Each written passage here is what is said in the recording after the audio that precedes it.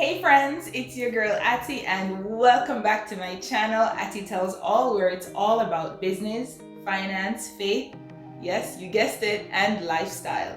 I want to thank all of you guys for tuning in, for watching part 1 and yes, part 2 of a couple of lifestyle videos I had for you. I showed you how we enjoyed last year's vacation in Cancun. So if you haven't seen those videos yet, then I'm going to leave a link right here and you can go ahead and check those videos out.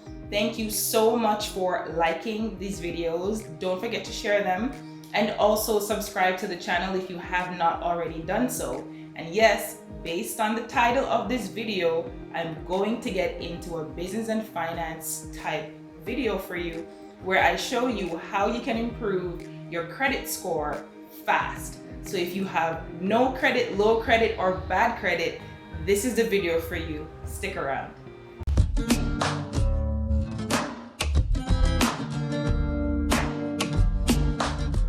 So let's get into today's video. So before I give you the tips on how you can improve your credit score, I want to tell you what a credit score is and how the credit bureaus typically calculate it. What is a credit score? It's the single most important financial tool that you can have outside of being wealthy. It really is. It's a 3-digit number that credit bureaus in Canada and the US and other countries for that matter would provide to lenders who want to assess your worthiness to obtain their credit.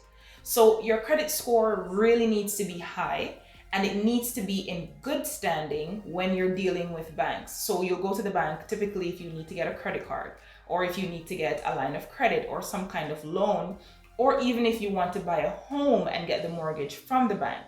Your credit score also needs to be high and you need to be in good financial standing as well if you want to get a car from a car dealership, or even when you're dealing with your insurance companies, guys, having good credit really matters. Good credit also matters when you're dealing with your utility providers. So in North America here, where we talk about our gas bills and our water bills and our hydro bills, utility providers need to see that you have good credit and that you are in good standing. And also in some cases, some employers will ask for a credit report from you and also some landlords. So what is bad credit and what is excellent credit? Let me show you what the breakdown really is. In Canada, low credit starts from 300 and it goes all the way up to a max of 900. In the United States, however, the low is 300 and 850 is their max. Now, if you have good credit, if you have very good credit, and also if you have excellent credit, guess what? It means that it makes it easy and easier for you to access loans and get credit approvals. And it also qualifies you for the best financial rates out there for any product that's available for you that you want to take advantage of. And banks will even make sure that they even come to you and offer you products even when you don't apply. This happens to those people who have good, very good, and excellent credits. Now, what about people who have poor credit or even fair credit according to the ratings? This means that it is highly likely that you will be the ones to pay higher interest rates, and even worse, you will be the ones who will just be outright denied when you try to get any kind of loan or financial product. We always say that good friends are better than pocket money, but as far as this video goes, good credit is better than money in the bank. It really is. Watch this video till the end because these tips can really help you to not only improve your credit fast, but it can improve your credit in as little as 30 days. And we've proven it, I've proven it, my husband's proven it. It's not something that we're making up, guys. It's something that you can really and truly achieve. Now that we know what a credit score is and who it's important to and why we need to have good credit, let's look at how this 3-digit number is calculated. First things first, and this is the most important factor in calculating your credit score, it's your payment history. Unfortunately, it accounts for 35% of your credit score. So this one is very important. The next thing that is used to calculate your credit score, and it accounts for 30% of the score, is the amount of credit you owe. Next, the length of your credit history, which accommodates for 15%, is also very important. So as you can see, the longer you have credit history, then the better it will be for you. And then new credit history accounts for about 10% of your score. So new credit history is just recent activity on your credit accounts or your credit report. So if you are searching for new credit, let's say you want to buy a car. If you're approved for that car loan on the first go, then that will be registered as a new account on your credit report. And now it will be a part of that 10% that we're calculating for your new credit history. Also, if you have new inquiries on your credit report, it will be lumped into this 10%. So let's say you were looking for that car, you did not get the car, maybe your credit was bad, whatever the case is, that inquiry will still be on your credit score, and the number of inquiries or new accounts that you have will be lumped into this 10% that will calculate your new credit history rating. The last thing that the credit bureaus use to calculate your credit is the types of credit that you have. And this accommodates for about 10% of how they calculate your score. And types of credit really is the variety of the credit accounts that you have. So variety is looking at, do you have a credit card? Also, do you have a car loan with your credit card? Do you have a mortgage that you're paying while you have your credit card? So those things just make it a little bit spicy for your credit history, and the banks and the credit bureau actually like to see a little variety in your credit life. Let's get into these 8 tips to help you to improve your credit and improve it fast. The first tip that you will need is your rental history. Yes, this is a thing and it's real. You can use your rental history to improve your credit score. So if you are not a property owner and you are a renter and you are the one that have an active rental agreement with your landlord, then yes, you can use your rental history to improve your credit. I will give you these details in my next video, so stay tuned to this channel. Just stay tuned. Tip number 2 on how to improve your credit: pay your bills on time. This is the most important first step to improving your credit. Pay all your balances on time. Pay them on time, all the time, not just sometimes. Pay your balances on time, all the time, and in full. You never want to make late payments. Late payments are registered as negative information on your credit report, even if you are 1 day late. The idea here is the later you make your payments, the more damage you can expect to your credit score. And damage to your credit score means your credit score keeps going down, so it's decreasing, or it's staying pretty much the same, but the damage means that your credit score is not able to improve. And when it comes to late payments, if you ever take a look at your credit report, you will see that they're tracking, are you making payments 30 days late? Are you making payments 60 days late? And are you making payments 90 or more days late? This shows up on your credit report. And by the time it shows up on your credit report, your accounts are already with the collections departments. So guys, this is not something for us to play with. If you have a habit of making late payments, then the only way to fix it is to start making payments on time. Remember, late payments reduce your credit score. On-time payments and payments that are in full will provide a positive environment for your credit score to increase.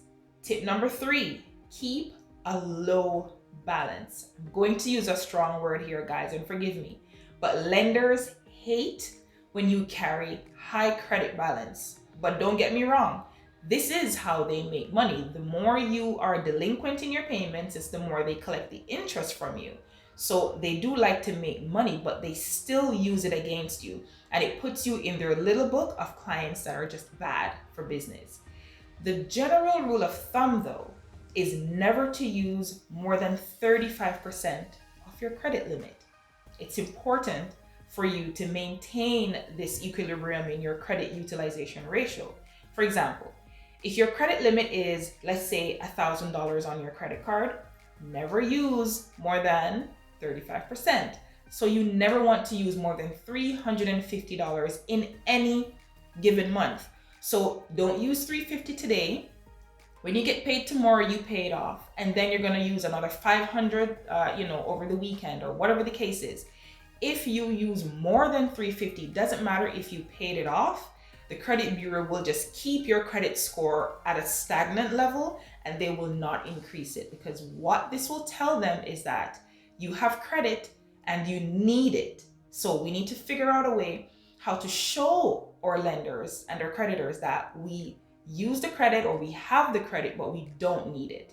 So the remedy here is you can ask for a higher credit limit if you need to use more than 35% of what your current limit is. So the trick here is never use more than 35% and keep your credit score on the incline and not the decline. Tip number 4 on how you want to improve your credit score is keeping old credit alive. Yes, it's important to maintain a long credit history when you have credit products. So never close old credit cards or other credit products just because you're not using them. If you close them, it will affect your credit utilization ratio. So what it does, it will decrease your overall credit limit across all of your products, but guess what? Your credit usage pretty much stays the same. So to the creditor or to the credit bureau, you're now using more credit than you used to when your limit was here. But now that your limit is here, it's affecting your credit utilization ratio negatively. You can use, these credit cards from time to time just to show some activity. Even if you don't want to use them, you can cut them up if you want to, but do not close the accounts. You want to leave it there maybe until the bank or somebody just closes that card because there's no activity, and that's okay, but you never want to close your accounts. Let's say you have a legitimate reason for why you want to close a credit card. Maybe you have an annual fee on it and it's not worth it because you're really not using that card. Go to your financial institution, go to your bank and just explain the situation to them and see if they can, give you another card that might not have any fees and you might have even more benefits. Maybe get a cashback card. Those typically don't have annual fees. So you can switch it out for a card that doesn't have an annual fee, and then that way you're not forced to close a credit account. Next tip, vary your credit. Having different types of credit products is the only way that you can show the credit bureau and your financial institutions that you know how to vary your credit. So varying your credit just means, you have a credit card, maybe you have a loan that you are managing well, maybe you have a line of credit that you're also managing well. So you're making payments and you're making them on time. If you have a mortgage, then that's really, really great. And also if you have a car loan. So, these are just a few of the types of credit that we can have, but they're obviously the most common ones. And so if you have one or more of these, then that is a good start to varying your credit. Remember that this mix of varying your credit can affect 10% of your score. So you want to try to mix it up as much as you can. Show the lenders that you can manage credit well, no matter what your credit is. So make it a good signal to them that you are a good borrower. The next tip is to shop for your credit wisely. Every time you apply for credit, you will get a hard hit on your credit report. And a hard hit is an activity on your credit report that causes your credit score to drop, and it can drop really fast when you shop for credit. So for example, if you're shopping for a car and you're trying to just get the best interest rate and payments in town, try to do so within a 2-week period, because what the credit bureau will do, it will consider all of these inquiries within this short period of time as one hit, and so you will only experience a decline or a decrease in your credit score only once, even though you may have gone to 2 or 3 car dealerships looking for some kind of credit. So you want to make sure that you're shopping wisely, and when you shop wisely, your credit score will either remain in good standing or it will improve and you will not suffer from lower credit scores. The next tip here is to consolidate your debt. So in simple terms, consolidating your debt just means finding a way to pool all of the, or most of the outstanding credit that you have with high balances that you're having trouble managing and the interest rates are killing you. So sometimes a lot of people are in these situations. They might have multiple loans. They might even have a payday loan. And we know that payday loans and the interest on them are extremely high. You might have high credit card balances and you're finding it difficult now more than ever to make all of these payments on time and making them in full. A lot of credit accounts to manage can be really stressful. So here's one thing that you can do. You can use or apply for one if you don't have one, a line of credit to pay down all or some of this debt. Lines of credit are really, really good ways to consolidate your debt, and here's why. It's because they typically carry a lower interest rate than most traditional loans or types of loans, and they make it a little bit more flexible for you to manage your payment structure. So let's say you have a line of credit that you've used to consolidate your debt, and now you find yourself in sort of a jam this month, and it's hard for you to pay that budgeted amount that you've already allocated to pay per month on this loan.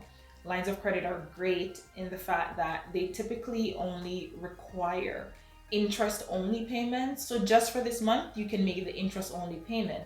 However, moving forward, it is imperative that you pay more than the interest amount because that's the only way to pay down your line of credit balance. So the overall result here when you're consolidating your debt really means that you're now lowering your interest payments and you're making more room for principal payments. And now you have less loans to manage. Just overall better for your ability to increase your credit score and be a good borrower. Last but not least, tip number 8 is to get a secured credit card. Here in North America, if you are a new immigrant or you're a student, guess what? You will have no credit. Secured credit cards come in very handy for people with low credit, bad credit, or even no credit. Lenders just do not like this kind of business. Now, how do you get a secured credit card? The bank will allow you to deposit the amount of the credit limit that you would like to have. So let's say you went to the bank, you have no credit, but you wanted, let's say, a $1,000 credit card limit. They will allow you to give them $1,000. They will deposit it into a GIC account, and then they will just print a credit card and give it to you with the exact $1,000 limit. Within 6 to 8 months of you using this secured credit card, and as long as you have remained in good standing and you have exercised proper spending and repayment habits, they will release these funds back to you and offer you a regular credit card. By this time, your credit card will be in good standing and you won't have to worry about not having the ability to start to now vary your credit accounts. So there you have it, guys. 8 simple tips on how you can increase your credit score fast. So if you somehow skipped to the end of the video, what did you miss? You missed the description of what a credit score is, and you also missed some important information on how your credit score is calculated by the credit bureaus in the country that you live in.